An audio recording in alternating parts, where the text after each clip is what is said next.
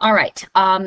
What I'd like to talk about with the Transcendentalist period is that we have sort of a dichotomy going on in the country. We have all of this prosperity and all of these really positive things, these flowers, if you will. And then on the other side of it, we have the flip side, the downside, we have the weeds. So we're going to focus on the flowers first of all. The nation continues to flourish. I mean, trade is up, democracy proves to be a really successful experiment, and for the most part, people are prospering. Then as a result of that, of course, is a great sense of confidence. I mean, Americans, again, you know, kind of that whole we're number one, we figured this thing out, and look what we can do. And again, as I said, the prosperity is there, not for everyone, but overall, the nation is prospering.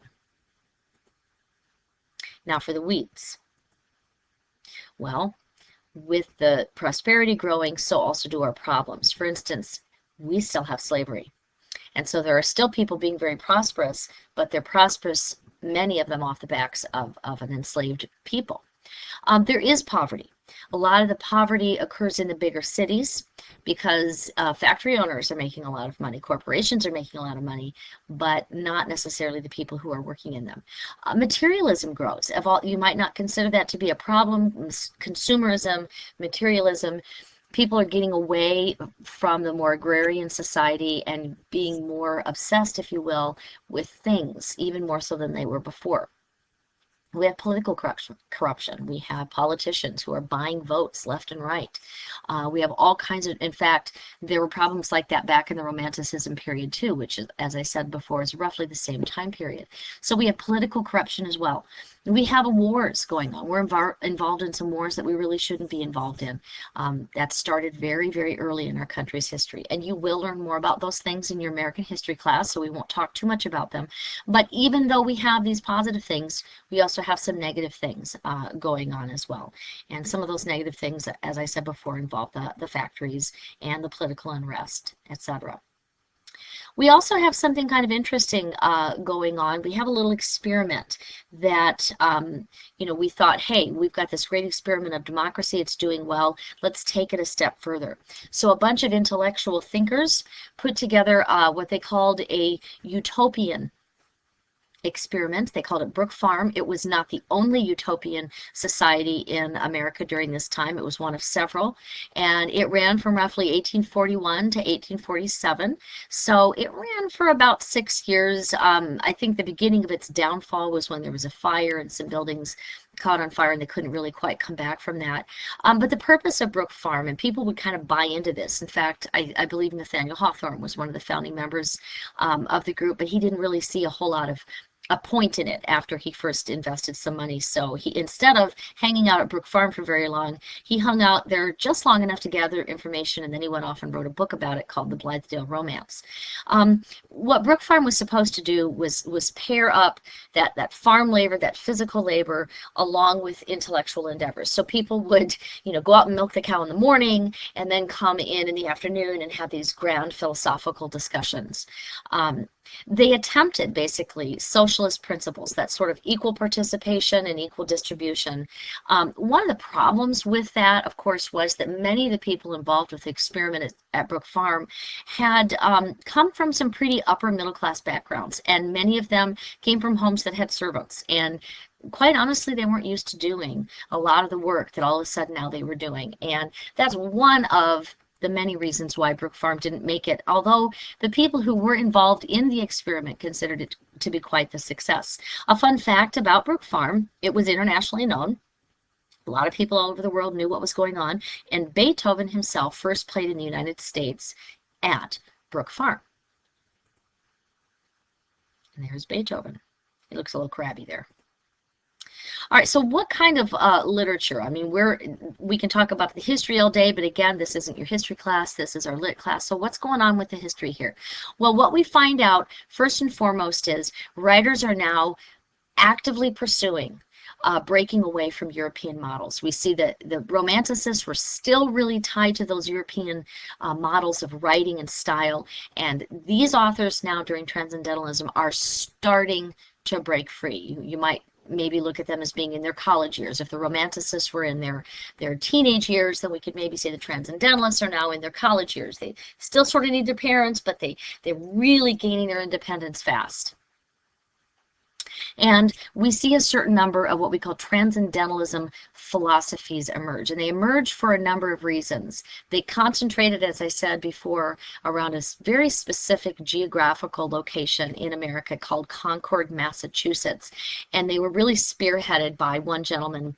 His name was Ralph Waldo Emerson, and we'll talk about him a little bit later. But really, these people were concentrated in this small area, so they were able to get together and create quite an elaborate intellectual community so that they could develop these philosophies, these common core philosophies, even though many of them had varied ideas about things. So here are the Transcendentalist beliefs. First of all, they believed that there were real truths out there, that the truth was specific and it was possible to find it, absolute beliefs in really just about anything you could name, how the world works, how people's emotions should work, anything you name it, there's real and absolute truths out there somewhere, and I'll explain that picture in a moment. They also believe that in order to really obtain absolute wisdom, you had to go beyond the senses. You had to transcend, which means to go beyond or rise above. They believed in, and this is actually a phrase coined by Ralph Waldo Emerson, a little something that we like to call the oversoul. And it's a little hard to explain if you look at it as an umbrella. The oversoul has a connection to man, a connection to nature, and a connection to a higher spiritual power. And many of these people came from Puritan stock, so you might want to call that higher spiritual power God. Not all of them did, but they definitely connected to a spiritual power. And if you could connect to nature and to God and to your fellow humans, you could transcend the senses, connect to something else that governs all three of those pieces called the oversoul, and then, wow, you'd be like in nirvana land. So it sort of sounds a little bit like Eastern philosophy, which is certainly not a new thing, but it is American in the way that we have made it here. And as I said before, nature now has become spiritual. Nature has become divine. This picture, let's explain this picture here. It is a picture, it's a sketch actually that Ralph Waldo Emerson made when he was talking about how he goes into nature as what he calls a transparent eyeball. That means he sees everything, but he blends in and he becomes part of that environment and he soaks it all in. It's kind of a frightening picture, actually. And of course, as I said before, what kind of was born out of a lot of these transcendentalist beliefs were utopian societies such as Brook Farm. And there's those workers on Brook Farm. All right, so let's continue on with our transcendentalist beliefs. Very much like the Romanticists, the Transcendentalists believed on an emphasis on the individual. The individual was the most important thing in the world. They also still held on to those democratic ideals, much like the Romanticists. Hey, we're number one, look what we've done, let's do more of the same. In fact, we can get even better and better and better. We can achieve perfection. Along with achieving perfection, you know, I talked about there being flowers and weeds. Well, it's great to focus on the flowers, but we also, if we're going to be awesome, we have to fix what our growing problems are. What's starting to go wrong, let's go ahead and fix them. And we had some serious issues, as I said before. We had slavery. Guess what, girls? We still did not have any rights. We still had to rely on our husbands to vote. They voted, and we just hoped that they voted in a way that would maybe we agreed with. We didn't have really many rights at all outside the home. And one of the really cool things that Transcendentalists did is they invited women into their intellectual communities, women like Margaret Fuller, and they would have great conversations about how women needed to have equal rights in society. And they even had a great conference in Seneca Falls, New York, where they wrote the Declaration of Sentiments, which was sort of a woman's declaration of independence. And both men and women, the Transcendentalists, attended that. Now, it was going to be about another 100 years before we did anything really strong with that, because we had a bigger problem in our country. We were enslaving a whole population of people, and so we needed to take care of slavery first, and it was kind of like one problem at a time. All right, some basic transcendentalist philosophies, and you definitely should write these down. First of all, they relied on their intuition. They relied on what they felt and what they knew. So they combined knowledge with emotion, and knowledge and emotion together make intuition. And another phrase for intuition that you might relate to better is gut feeling.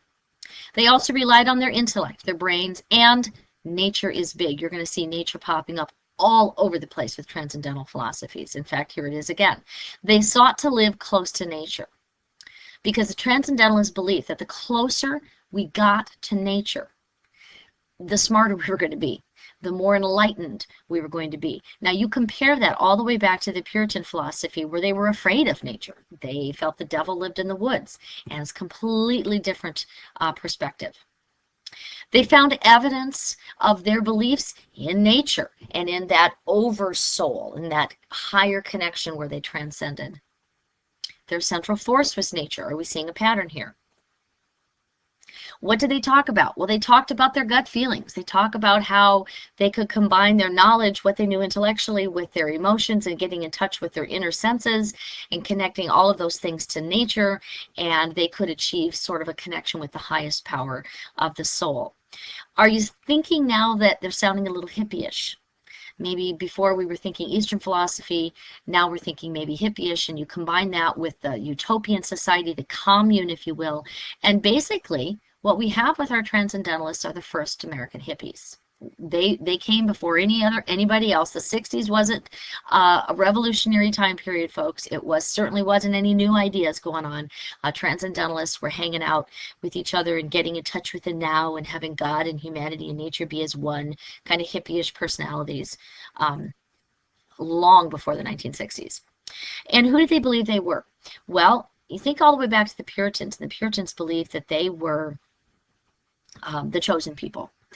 And the Romanticists felt like, gosh, we're citizens of this great new country.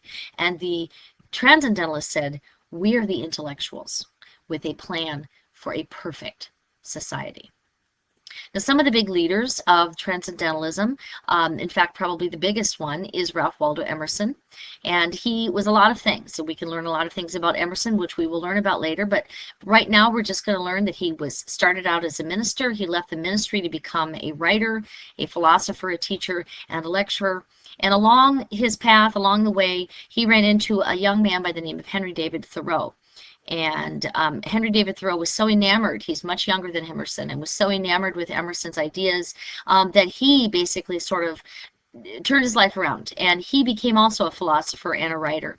Whereas Emerson was able to maintain a stable job and support his family, Thoreau didn't find a lot of value in that. In fact, he's the guy who built a cabin in the woods and hung out there for a while and did a lot of soul searching, and he spent really his entire life doing those kinds of things.